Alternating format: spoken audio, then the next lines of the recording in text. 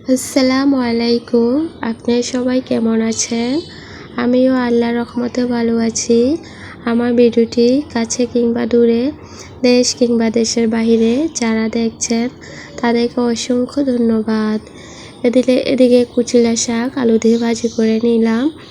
আর এদিকে হচ্ছে পেঁয়াজ, টমেটো সব ময় মশলা দিয়ে ভালো করে কষিয়ে নিচ্ছি। আমার ভিডিওটি যদি ইউটিউব চ্যানেল থেকে দেখে থাকেন প্লিজ সাবস্ক্রাইব করে পাশে থাকবেন। আর পুরাতন আপু ভাইদেরকে অসংখ্য ধন্যবাদ। দেখেন এরকম ভিডিও করতে গেলে কার কার এরকম ভিডিও অন্ধকার হয়ে যায় সবাই একটু কমেন্টে জানাবেন। অনেক বছর হয়ে গেল ভিডিও শুরু করলাম কিন্তু ইউটিউব থেকে কিছুই পেলাম না। ওয়েস্ট টাইম একদমই হয় না, কমে যায়। জানি না কি কারণে হয়, আপনাদের যদি জানা থাকে আমাকে কমেন্টের মাধ্যমে জানাবেন। এদিকে সব ময় মশলা কষিয়ে ভালোভাবে মাছ দিয়ে তারপর ঝোল দিয়ে দিলাম। এই যে একটু পর পর নাড়াচাড়া দিয়ে দিচ্ছি যেন নিচ থেকে লেগে না যায়।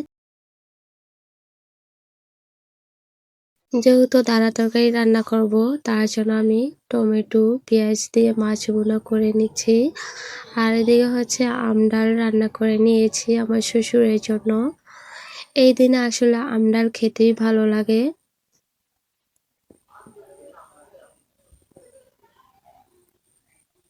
এদিকে হচ্ছে দাঁড়া আলু কষিয়ে নিচ্ছি ভালো করে। এটা হচ্ছে আমাদের সবজি বাগানে দাঁড়া।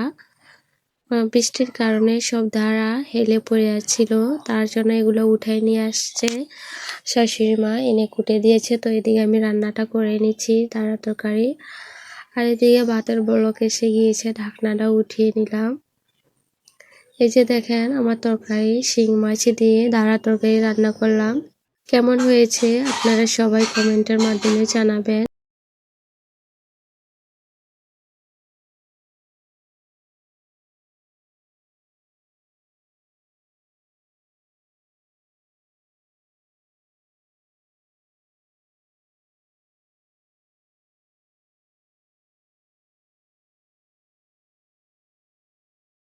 এদিকে রান্না বান্না শেষ করে বিকালবেলা বের হয়ে গাছে দেখলাম একটা নারকেল পেকে আছে, কিন্তু পাড়ার মতো কোনো লোক নেই যে গাছ থেকে নারকেলটা পাড়াবো।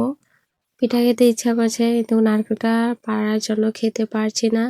আর একটু ঠান্ডা ঠান্ডা বাতাস, দেখেন খুব ভালো লাগতেছে শরীরে যে বাতাসটা লাগছে। আর এদিকে জবা গাছের নিচে চলে আসলাম, একটা জবা ফুল ফুটে আছে আর কোনো ফুল নেই গাছটার ভিতরে, একটা ফুলই।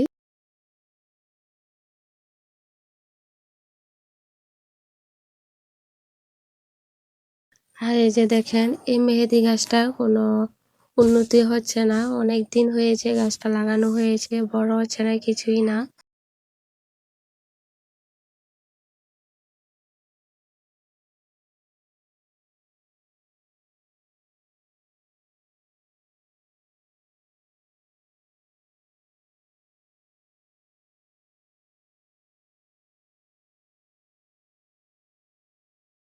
এদিকে আমি ঘুরে ঘুরে আম গাছের ভিডিও করে নিচ্ছি, দেখছি কত আম হয়েছে গাছের ভিতরে।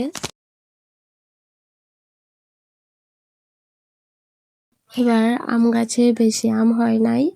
দুপুরবেলা ঘুমিয়েছিলাম, এই হাঁসগুলা এত বিরক্ত করেছে তার জন্য একটু ভিডিও করে নিলাম। হাঁসগুলা ঠিকঠাক আছে কিনা দেখি। আর এখানে আমাদের কাঁঠাল গাছে কত কাঁঠাল হয়েছে মাশাআল্লাহ, আপনাদের মাঝে শেয়ার করছি।